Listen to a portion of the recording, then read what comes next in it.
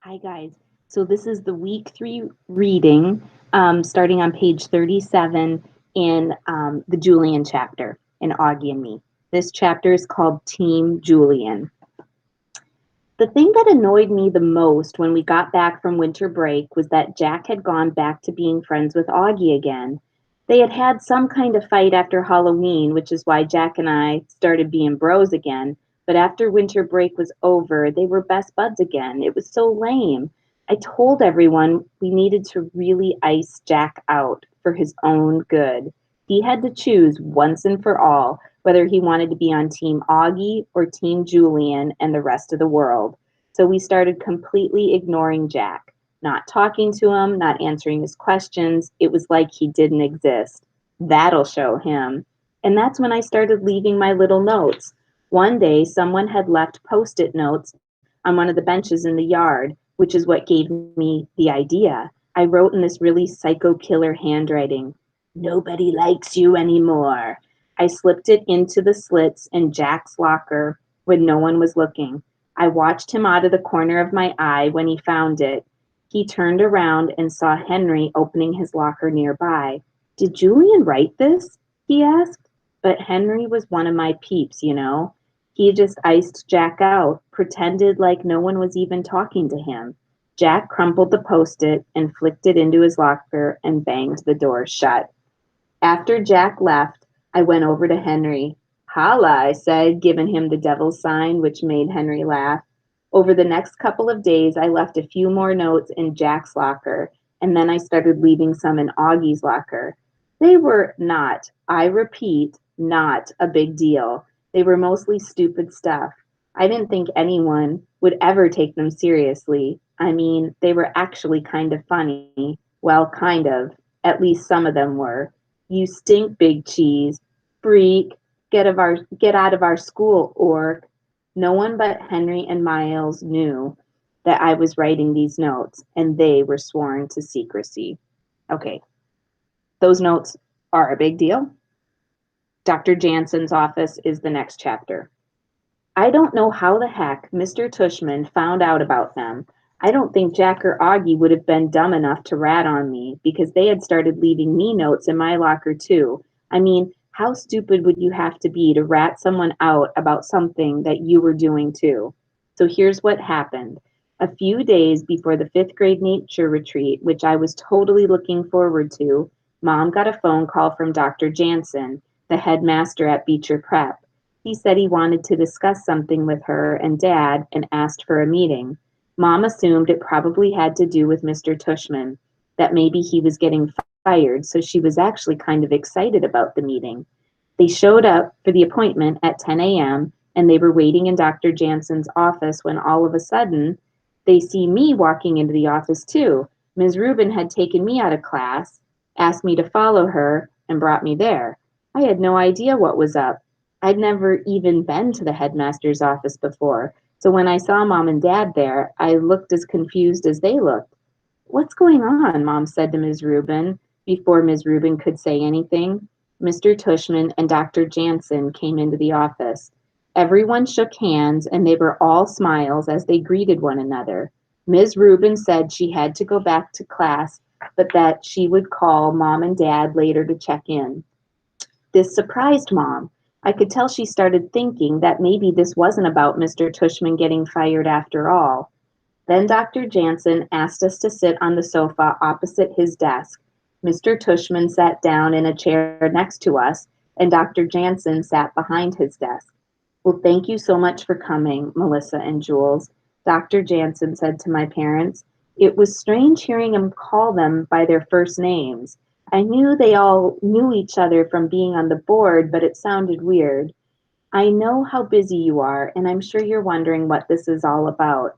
"Well, yes," said Mom, but her voice drifted off. Dad coughed into his hand.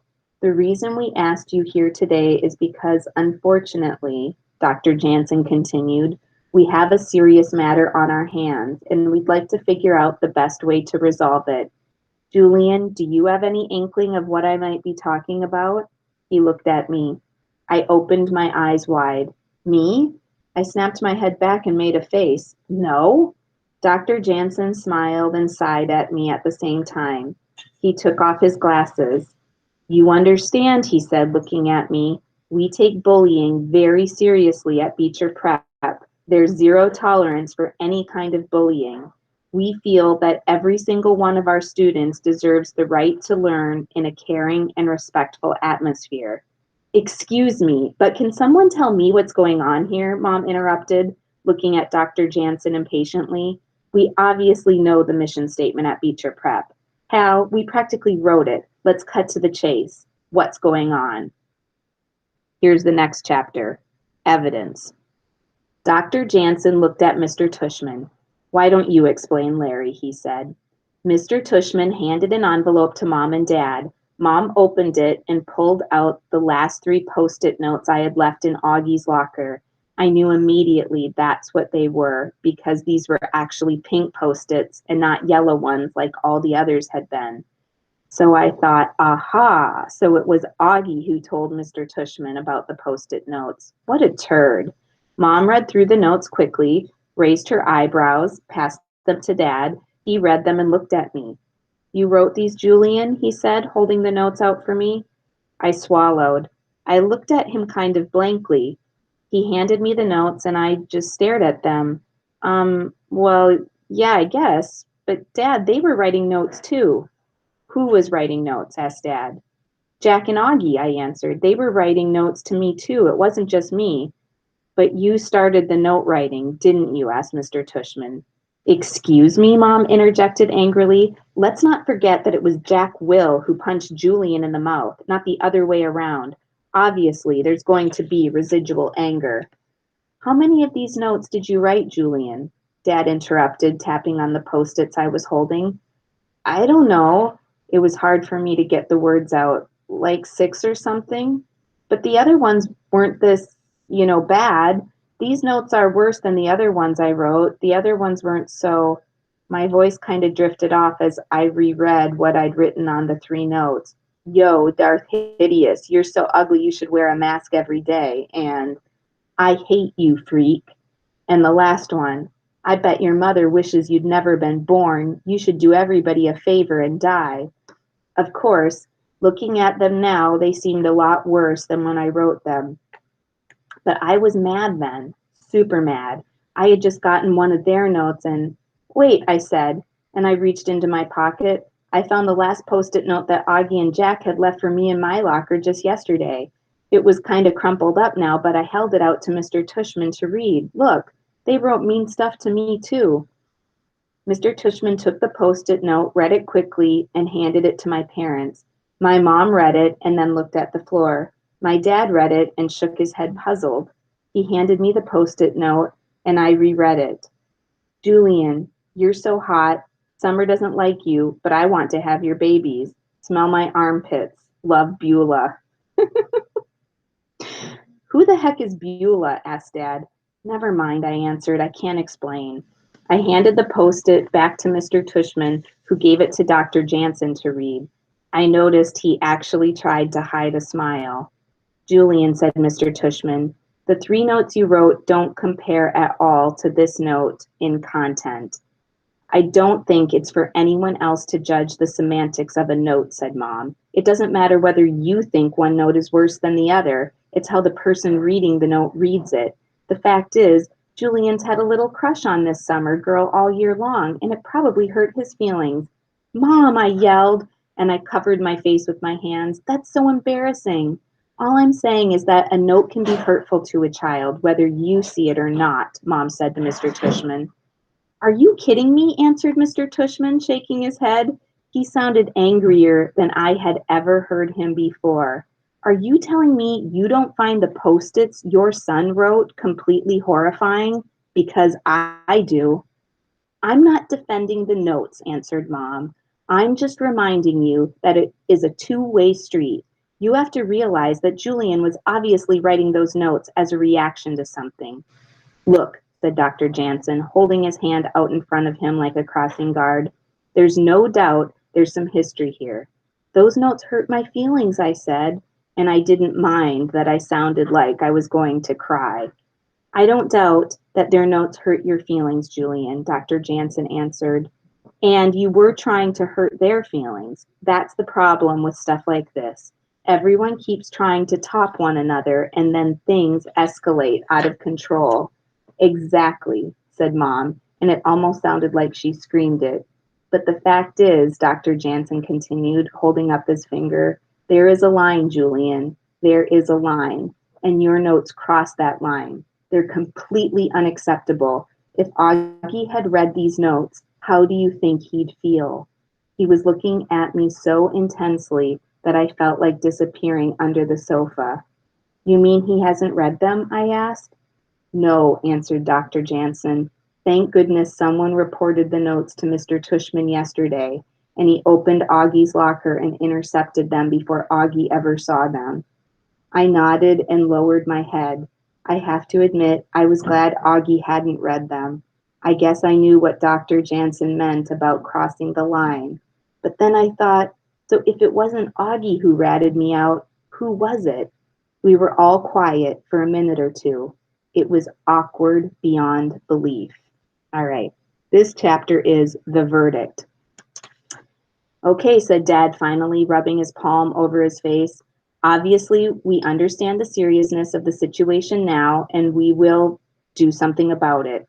I don't think I'd ever seen Dad look so uncomfortable. I'm sorry, Dad. Well, we have some recommendations, answered Dr. Jansen. Obviously, we want to help everyone involved. Thank you for understanding, said Mom, getting her pocketbook ready as if she were getting up. But there are consequences, said Mr. Tushman, looking at Mom. Excuse me? She shot back at him. As I said in the beginning, Dr. Jansen interjected, the school has a very strict anti-bullying policy. Yeah, we saw how strict it was when you didn't expel Jack Will for punching Julian in the mouth, Mom answered quickly. Yeah, take that, Mr. Tushman. Oh, come on. That was completely different, Mr. Tushman answered dismissively. Oh, answered Mom, punching someone in the face isn't bullying to you. Okay, said Dad, raising his hand to keep Mr. Tushman from answering. Let's just cut to the chase, okay? What exactly are your recommendations, Hal? Dr. Jansen looked at him. Julian is being suspended for 2 weeks, he said. What? Yelled Mom, looking at Dad, but Dad didn't look back. In addition, said Dr. Jansen, we're recommending counseling. Nurse Molly has the names of several therapists who we think Julian should see.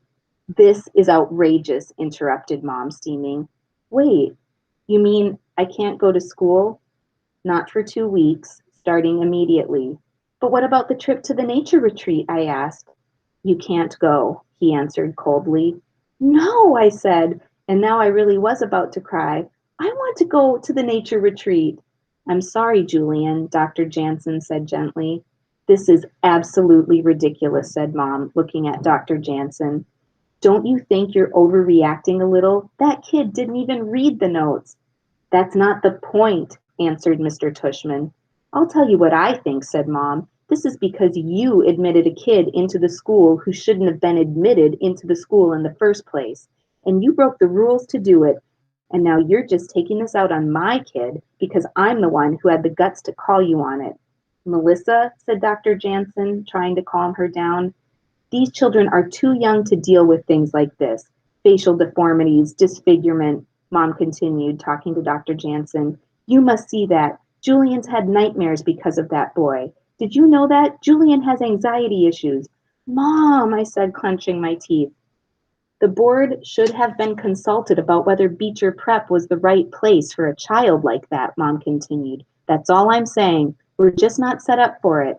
There are other schools that are, but we're not. You can choose to believe that if you want, answered Mr. Tushman, not looking at her. Mom rolled her eyes. This is a witch hunt, she muttered quietly, looking out the window. She was fuming.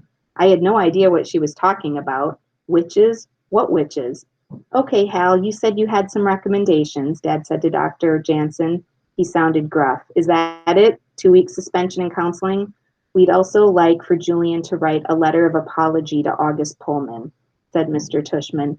Apology for what exactly? He wrote some stupid notes. Surely he's not the only kid in the world who's ever written a stupid note. It's more than a stupid note, answered Mr. Tushman. It's a pattern of behavior. He started counting on his fingers. It's the making faces behind the kid's back. It's the game he initiated where if someone touches Augie, he has to wash his hands. I couldn't believe Mr. Tushman even knew about the plague game. How do teachers know so much? It's social isolation, Mr. Tushman continued. It's creating a hostile atmosphere.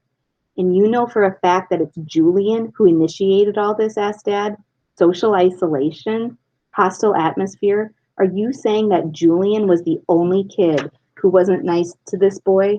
Or are you suspending every kid who stuck his tongue out at this kid? Good one, Dad. Score for the Albanzas. Doesn't it trouble you at all that Julian doesn't seem to be showing the least bit of remorse? Said Mr. Tushman, squinting at Dad. Okay, let's just stop right here, Dad said quietly, pointing his finger in Mr. Tushman's face. Please, everyone, said Dr. Jansen. Let's calm down a bit. Obviously, this is difficult. After all we've done for this school, Mom answered, shaking her head, after all the money and the time we put into this school, you would think we'd get just a little bit of consideration. She put her thumb and her index finger together. Just a little. Dad nodded. He was still looking angrily at Mr. Tushman, but then he looked at Dr. Jansen. Melissa's right. I think we deserved a little better than this, Hal. A friendly warning would have been nice instead of you call us in here like children. We deserved better. I'm sorry if you feel that way, said Dr. Jansen, standing up as well. The Board of Trustees will hear about this, said Mom. She got up too. I'm sure they will, answered Dr. Jansen, crossing his arms and nodding. Mr. Tushman was the only adult still sitting down. The point of the suspension isn't punitive, he said quietly. We're trying to help Julian too. He can't fully understand the ramifications of his actions if you keep trying to justify them away. We want him to feel some empathy. You know, I've heard just about enough, said Mom, holding her palm in front of Mr. Tushman's face. I don't need parenting advice, not from someone who doesn't have kids of his own. You don't know what it's like to see your kid having a panic attack every time he shuts his eyes to go to sleep, okay? You don't know what it's like. Her voice cracked a bit, like she was going to cry. She looked at Dr. Jansen. This affected Julian deeply, Hal. I'm sorry if that's not politically correct to say, but it's the truth. And I'm just trying to do what I think is best for my son. That's all. Do you understand?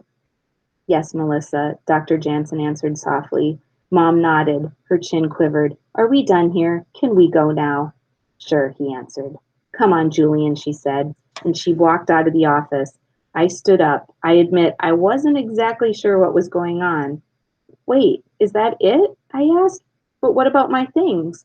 All my stuff's in my locker. Ms. Rubin will get your things ready, and she'll get them to you later this week, answered Dr. Jansen. He looked at Dad. I'm really sorry it came to this, Jules. He held out his hand for a handshake. Dad looked at his hand, but didn't shake it. He looked at Dr. Jansen. Here's the only thing I want from you, Hal, he said quietly. I want that this, all of this, be kept confidential. Is that clear? It doesn't go beyond this room. I don't want Julian turned into some kind of anti-bullying poster boy by the school. No one is to know he's been suspended. We'll make up some excuse about why he's not in school, and that's it. Are we clear, Hal? I don't want him made into an example. I'm not going to stand by while this school drags my family's reputation through the mud. Oh, by the way, in case I hadn't mentioned it before, Dad's a lawyer. Dr. Jansen and Mr. Tushman exchanged looks.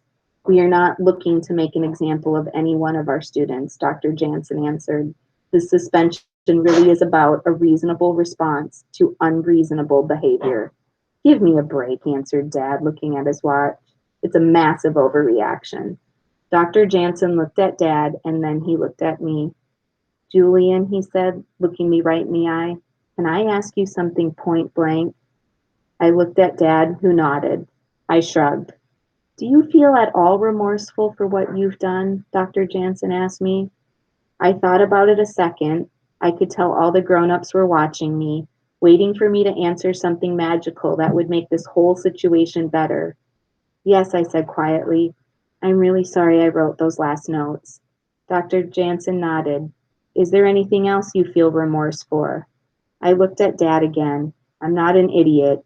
I knew what he was dying for me to say. I just wasn't going to say it. So I looked down and shrugged. Can I ask you this then? Will you consider writing Augie a letter of apology? I shrugged again.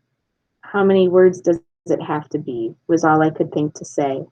I knew the moment I said it that I probably shouldn't have. Dr. Jansen looked at my dad, who just looked down. Julian, said Dad, go find Mom. Wait for me by the reception area. I'll be out in a second. Just as I closed the door on my way out, Dad started whispering something to Dr. Jansen and Mr. Tushman. It was a hushed, angry whisper. When I got to the reception area, I found Mom sitting on a chair with her sunglasses on. I sat down next to her. She rubbed my back, but she didn't say anything. I think she had been crying. I looked at the clock, 10:20 a.m. Right about now, Ms. Rubin was probably going over the results of yesterday's quiz in science class. I looked around the lobby. I had a blip of a memory the day before school started when me, Jack, Will, and Charlotte had met up here before meeting our welcome buddy for the first time. I remember how nervous Jack had been that day and how I didn't even know who Augie was.